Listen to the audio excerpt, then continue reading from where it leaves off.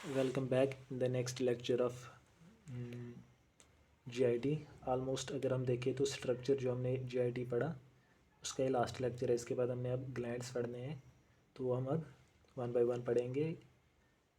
जो हमारा एनल जो हमारा एलिमेंट्री कैनल है उसका ये लास्ट लेक्चर होगा आज का। तो आज हम पढ़ेंगे एनल कैनल। एनल कैनल क्या होता है? ये सबसे लास्ट वाला पार्ट है हमारे लार्ज इंटेस्टाइन का और एलिमेंट्री कैनल का भी। तो ये कितना लंबा होता है? 3.8 to 4 सेंटीमीटर ही लेंथ में होता है। टर्मिनल पार्ट होता है हमारे लार्ज इंटेस्टाइन का। 3.8 to 4 सेंटीमीटर इसकी लेंथ होती है। Extends from anorectal junction. जो एनोरेक्टल जंक्शन होता है, मतलब जो एनल कैनल और रेक्टल में जंक्शन होता है, वहाँ से स्टार्ट होता है up to anus outside the body, वहाँ तक ही होता है। Anus is surface opening. Anus is surface opening of anal canal. मतलब जो एनस होता है वो सरफेस ओपनिंग होती है बाहर से फिर एनल कैनल की, जो सिचुएटेड कहाँ पर होता है? About 4 centimetre in front of tip of coccyx. जो हमारी कॉकेक्स बोन होती है उसके इन फ्रंट में 4 centimetre. Between two buttocks. Between two buttocks. Surrounding skin is pigmented. जो उसको मतलब एनस को सराउंड करती है या एनल कैनल को जो स्किन सराउंड कर जाती है वो पिगमेंटेड होती है। Throne into folds. फोल्ड्स में वो होती है जिनको हम क्या कहते हैं? फोल्ड्स में जो होती है और रिच होती है। ये किसमें? एपोक्राइन ग्लैंड्स इसमें होते हैं। ये मतलब जो ये स्किन होती है ये स्मूथ होती है, वहाँ पर पिगमेंटेड होती है और थ्रोन इनटू फोल्ड्स। और ये रिच होती है किसमें? इसमें क्या होते हैं? एपोक्राइन ग्लैंड्स होते हैं।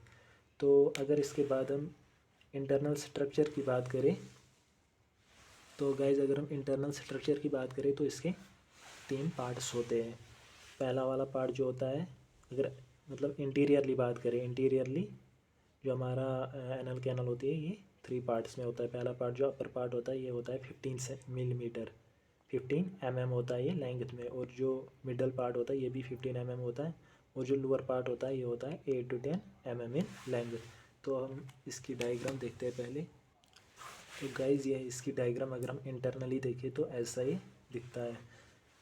देखो ये हमारा जो फर्स्ट अपर पार्ट होता है 15 होता है, ये होता है फिर मिडल पार्ट 15 ये होता है लोअर पार्ट 8 to 10 जो अपर पार्ट होता है इसमें क्या होता है? हमारा जो एनोरेक्टल जंक्शन होता है एनल कैनल और जो हमारा रेक्टल का जंक्शन होता है ये वो होता है यहाँ पर। इसके बाद जो हमारा अपर पार्ट होता है, अपर पार्ट में क्या होते हैं हमारे? ये देखो ये जो फोल्ड्स जैसे आपको लग रहे हैं ये क्या बना रहे हैं? हमारे एनल कॉलम्स बना रहे हैं। ये वाले जो बीच में है ये हमारे एनल कॉलम्स बनते हैं। तो इनके जो ये नीचे वाले पार्ट्स हैं ये वाले देखो, ये वाला इनको हम कहते हैं एनल वैल्यू, जहाँ पर ये मतलब एंड होते हैं तो ये एनल वैल्यू बनाते हैं यहाँ पर। और अगर हम इन सब को मिलाए एनल वैल्यूज़ को, जो इस लाइन से हमने मिलाए हैं, तो एक लाइन जो बनती है इस लाइन को हम कहते हैं पेक्टिनेट लाइन। क्या कहते हैं हम इस लाइन को? ये लाइन होती है पेक्टिनेट लाइन। तो फिर ये हमारा मिडल पार्ट आता है जो 15 होता है इसके, और जो मिडल पार्ट और लोअर पार्ट होता है इन दोनों को बीच में एक लाइन होती है जो इनको आपस में मतलब अलग अलग कर दिए। उस लाइन को हम क्या कहते हैं? White line of Hilton. White line of Hilton, ये थोड़ा वाइट ही सा दिख रहा है इसलिए इसको कहते हैं वाइट लाइन ऑफ हिल्टन। तो फिर जो हमारा लोअर पार्ट होता है वो फिर कंटिन्यू होता है नीचे किसके साथ? ट्रू स्किन, मतलब ये आउटसाइड की स्किन होती है। यहाँ से फिर शुरू होती है हमारी आउटर सरफेस जो एनस की होती है, ट्रू स्किन से वो कवर्ड होती है। तो यहाँ तक हमारा जो एनल कैनल होता है वो एंड होता है। ये हमारा पहला पार्ट आता है जो अपर पार्ट होता है 15 होता है, जिसमें क्या क्या होते हैं? हमारे एनल कॉलम्स होते हैं जो कि क्या बनाते हैं? हमारे एनल वैल्यूज़ बनाते हैं और जिनको हम आपस में मिला के क्या बनाते हैं? पेक्टिनेट लाइन मिलती है, बनती है। और उसके नीचे जो होता है हमारा मिडल पार्ट होता है। मिडल पार्ट कितना लंबा होता है? 15 होता है ये भी। और ये फिर इसके नीचे जो मार्किंग होती है वो वाइट लाइन ऑफ हिल्टन होती है जो इसको किससे अलग करती है? लोअर पार्ट से। और जो लोअर पार्ट होता है वो भी 10 होता है और फिर वो कंटिन्यूस होता है किसके साथ? ट्रू स्किन के साथ बाहर से। तो ये है हमारी इंटीरियर टू एनल कैनल। अगर हम अंदर की बात करें एनल कैनल की तो क्या होता है, ये डायग्राम हमने देखनी है। तो गाइस अब हम देखेंगे जो पहला पार्ट है हमारा अपर पार्ट 15 mm लॉन्ग होता है। ये लाइंड होता है कॉलमनार एपिथेलियम। किससे ये लाइंड होता है? जो हमारा कॉलमनार एपिथेलियम होता है उससे ये लाइंड होता है। और जो इसकी म्यूकस मेम्ब्रेन होती है वो 6 to 10 वर्टिकल फोल्ड्स होते हैं इसमें। 6 to 10 वर्टिकल फोल्ड्स, ये जो आपको दिख रहे हैं डायग्राम में ये वाले, ये होते हैं 6 to 10 वर्टिकल फोल्ड्स होते हैं इसमें, जो कि क्या बनाते हैं? हमारे एनल कॉलम्स बनाते हैं। Mucus membrane show 6 to 10 vertical folds called anal column. तो ये एनल कॉलम बनाते हैं। ये वाले जो है ये हमारे एनल कॉलम्स होते हैं जो ये फोल्ड्स बनाते हैं, वर्टिकल फोल्ड्स होते हैं। Lower end of anal column are united with each other by short transverse fold of mucus membrane called anal valves. ये देखो, ये जो नीचे इनका मिलन होता है जिसे यहाँ पर मिले हुए होते हैं इसको हम कहते हैं एनल वैल्यूज़। तो वही ये यहाँ पर बता रहा है, शॉर्ट होता है ये, ट्रांसवर्स फोल्ड होता है किसका? म्यूकस मेम्ब्रेन का, जो कि क्या बनाता है? हमारा एनल वैल्यू बनाता है। एबो each anal value is a depression. एबो ईच एनल वैल्यू मतलब एनल वैल्यू जो है उसके ऊपर हमारा डिप्रेशन होता है। उस डिप्रेशन को क्या कहते हैं? हम एनल साइनस कहते हैं हम उसको, anal sinus. The anal valves together form a continuous transverse line. ये देखो, इनकी अगर हम इनको सबको मिलाएं नीचे से तो एक कंटिन्यूअस लाइन बन जाती है जिसको हम क्या कहते हैं? Pectinate line. Above each anal valve is a depression, उसको हमने कहा था anal sinus. The anal valves together form a continuous transverse line called pectinate line. तो ये हमारी पैक्टिनेट लाइन बनाते हैं। तो इसके बाद अगर हम मिडल पार्ट की बात करें, मिडल पार्ट जो होता है वो लाइंड होता है किससे? Stratified squamous epithelium. Stratified squamous epithelium से वो लाइंड होता है।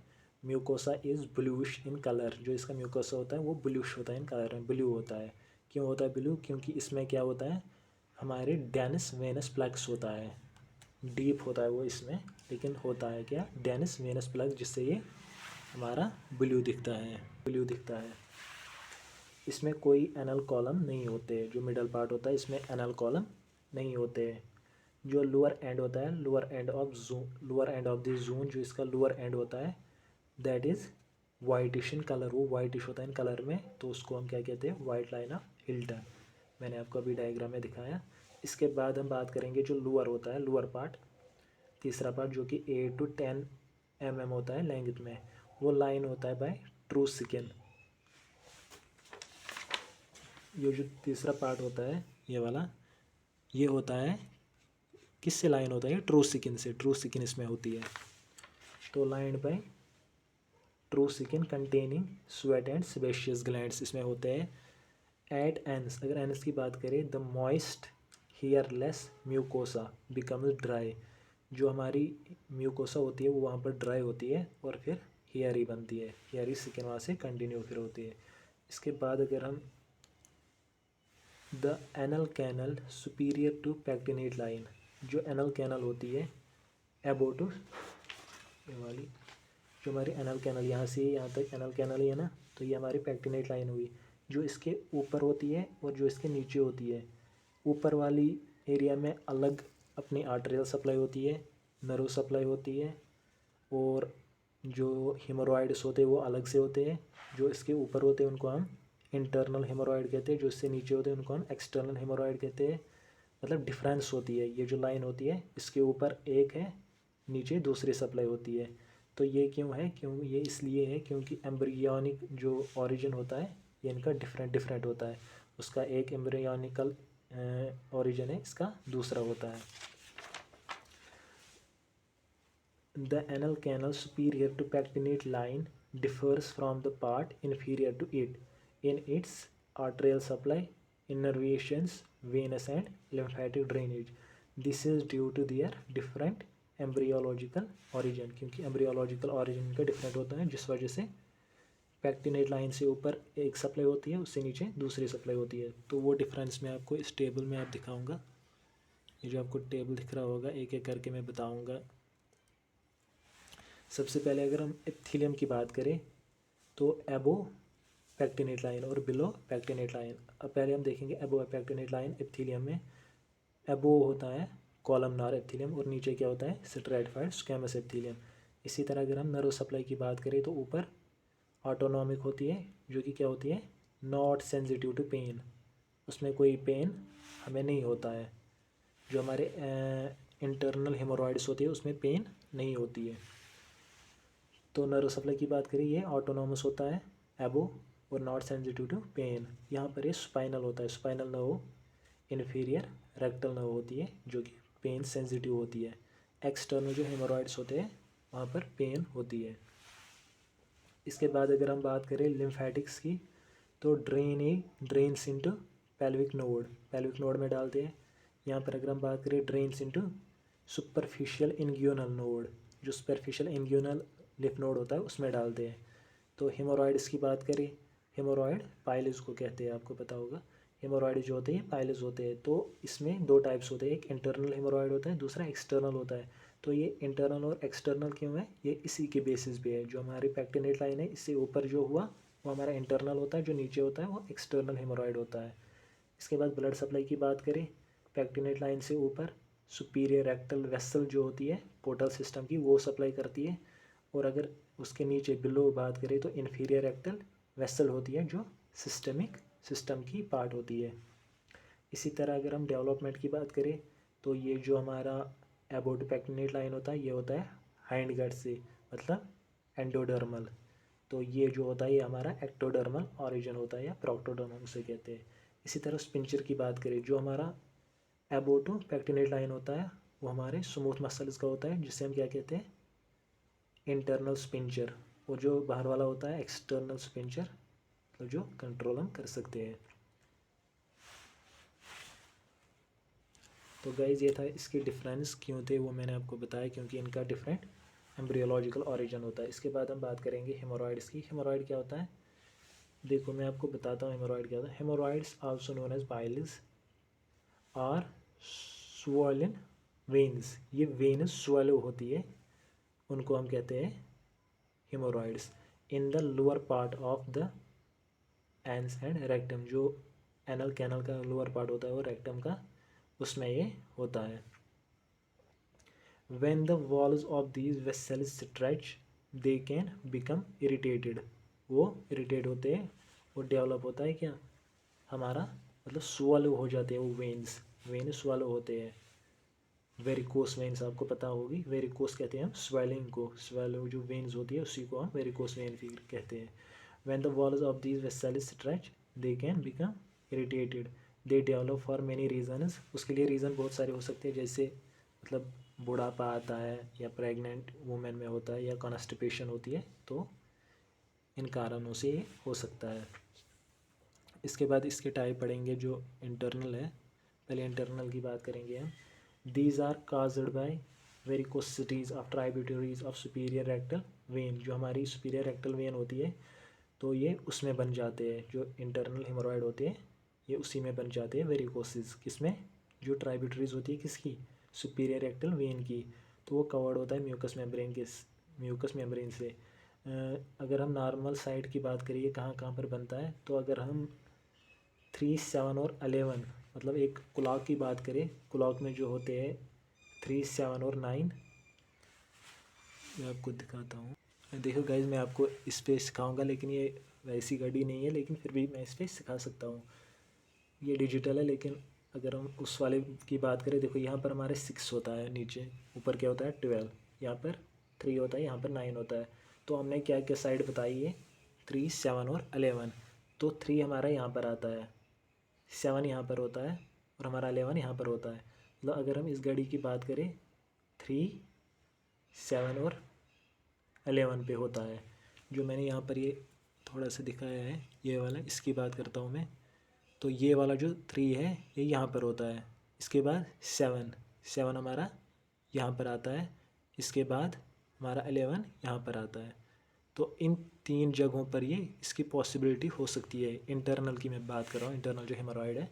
तो ये हमें कैसे देखना है, लिथोटॉमिकल पोजीशन, जो लिथोटॉमिकल पोजीशन होती है, अगर हम उस पोजीशन में देखें तो 3, 7, 11 मतलब क्लॉक के रिलेटेड हम इसको कर सकते हैं, उससे हम रिलेट कर सकते हैं। दे आर जनरली पेनलेस, ये पेनलेस होते हैं and are above the pectinate line, और पैक्टिनेट लाइन से ऊपर होते हैं। इसी तरह हम अगर एक्सटर्नल हेमोरॉइड्स की बात करें, जो हमारे एक्सटर्नल हेमोरॉइड्स होते हैं, these are caused by varicosities of tributaries in inferior rectal vein. तो ये हमारी इन्फीरियर जो रेक्टल वेन होती है उसमें वेरिकोसिस आ जाती है। They are covered by anal skin, ये एनल स्किन से कवर्ड होती है, और ये डू नॉट ब्लीड, इनसे खून नहीं निकलता। जो इंटरनल होती है उससे ब्लड निकलता, लेकिन इनसे ब्लड नहीं निकलता, लेकिन ये बहुत ज़्यादा पेनफुल होती है। ये पेनफुल होती है, ये पेनफुल क्यों होती है? ये रहती है आउटसाइड द बॉडी, तो जिसकी वजह से ये पेनफुल हो जाती है और ये पेन देती है। तो गाइज इसके बाद अगर हम फंक्शंस ऑफ लार्ज इंटेस्टाइन जो हमने पिछले लेक्चर में नहीं पढ़ा था, अब ये हम यहाँ पर हम एंड कर रहे हैं हमारी जो एलिमेंट्री कैनल है, लेकिन इसमें हम पहले ये पढ़ेंगे फंक्शंस इसके। तो लार्ज इंटेस्टाइन की फंक्शन क्या होती है? एब्जॉर्प्शन में ये हेल्प करता है, absorption of water and electrolytes में ये मदद करता है। दूसरी जो इसकी फंक्शन होती है, excretion of heavy metals, like Hg। तीसरी जो फंक्शन होती है इसकी वो क्या होती है? सिंथेसिस ऑफ विटामिन के, vitamin B12 and folic acid by colic flora. जो कोलिक फ्लोरा होती है उसकी वजह से सिंथेसिस ऑफ विटामिन भी करती है, विटामिन के और B12 और फोलिक एसिड की। उसके बाद स्टोरेज ऑफ फीसिस होता है और सिक्रीशन ऑफ म्यूकस। तो ये इसके फंक्शन थे गाइस। आई होप कि आपको समझ में आ गया होगा। तो ये जो आज का लेक्चर हमारा था, ये था एनल कैनल पे, जो हमारा एनल कैनल था। तो ये आज हमारा कंप्लीट हुआ है, हमारा एलिमेंट्री कैनल। तो इसके बाद देखते हैं हम क्या टॉपिक उठाएंगे। Thanks for guys watching the videos.